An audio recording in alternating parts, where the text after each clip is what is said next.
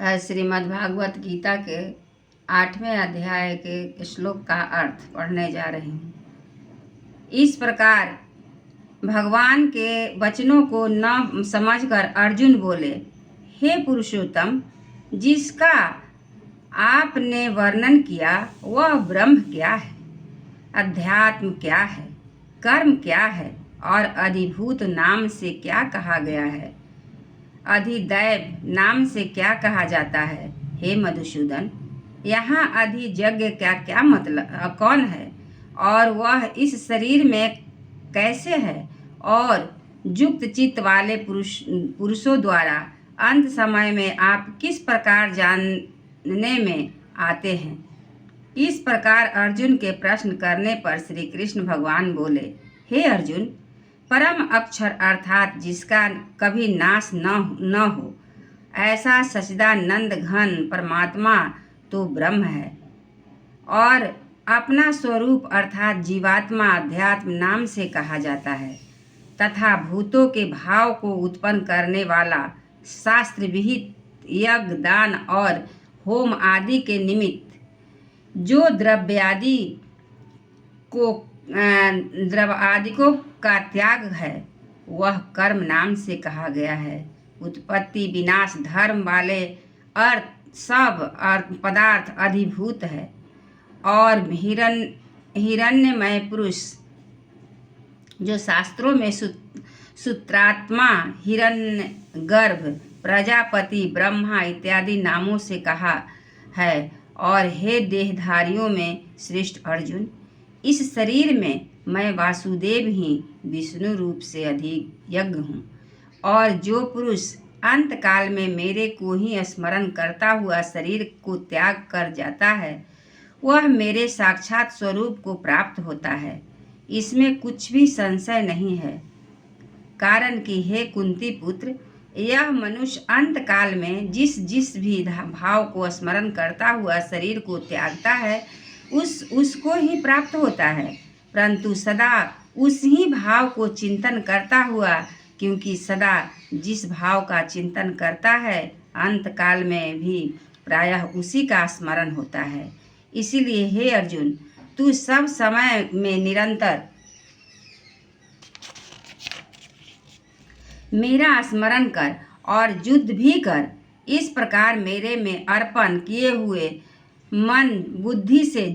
युक्त हुआ निसंदेह मेरे को ही प्राप्त होगा। हे पार्थ, यह नियम है कि परमेश्वर के ध्यान के अभ्यास रूप योग से युक्त अन्य तरफ न जाने वाले चित्त से निरंतर चिंतन करता हुआ पुरुष परम प्रकाश रूप दिव्य पुरुष को अर्थात परमेश्वर को ही प्राप्त होता है। इससे जो पुरुष सर्वज्ञ अनादि सबके नियंता अंतर्यामी रूप से सब प्राणियों के शुभ और अशुभ कर्म के अनुसार शासन करने वाला, सूक्ष्म से भी अति सूक्ष्म सबके धारण पोषण करने वाले अचित्य स्वरूप सूर्य के सदृश नित्य चेतन प्रकाश रूप अविद्या से अति परे शुद्ध सच्चिदानंद घन परमात्मा को स्मरण करता है, वह भक्ति युक्त पुरुष अंत काल में भी योग बल से भ्रिकुटी के मध्य से प्राणों को अच्छी प्रकार स्थापन करके फिर निश्चय मन से स्मरण करता हुआ उस दिव्य स्वरूप परम पुरुष परमात्मा को ही प्राप्त होता है। हे अर्जुन, वेद के जानने वाले विद्वान जिस सच्चिदानंद घन रूप परम पद को ओंकार नाम से कहते हैं और आसक्ति रहित यत्नशील महात्मा जन जिसमें प्रवेश करते हैं और तथा जिस परम पद को चाहने वाले ब्रह्मचर्य का आचरण करते हैं, उस परम पद को तेरे लिए संक्षेप में कहूँगा। हे अर्जुन, सब इंद्रियों के द्वारों को रोककर अर्थात इंद्रियों को विषयों से हटाकर तथा मन को हृदय में स्थिर करके और अपने प्राण को मस्तक में स्थापन करके योग धारण में स्थित हुआ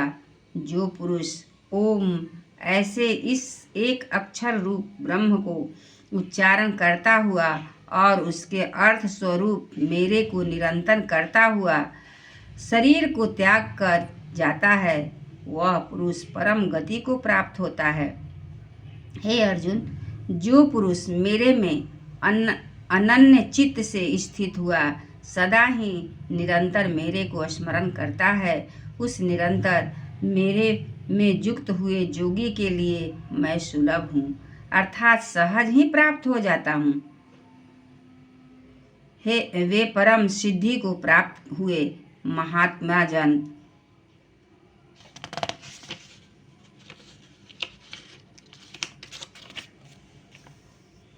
मेरे को प्राप्त होकर दुख के स्थान रूप क्षणभंगुर पुनर्जन्म को प्राप्त नहीं होते हैं। एक बार बोलिए श्री कृष्ण भगवान की जय।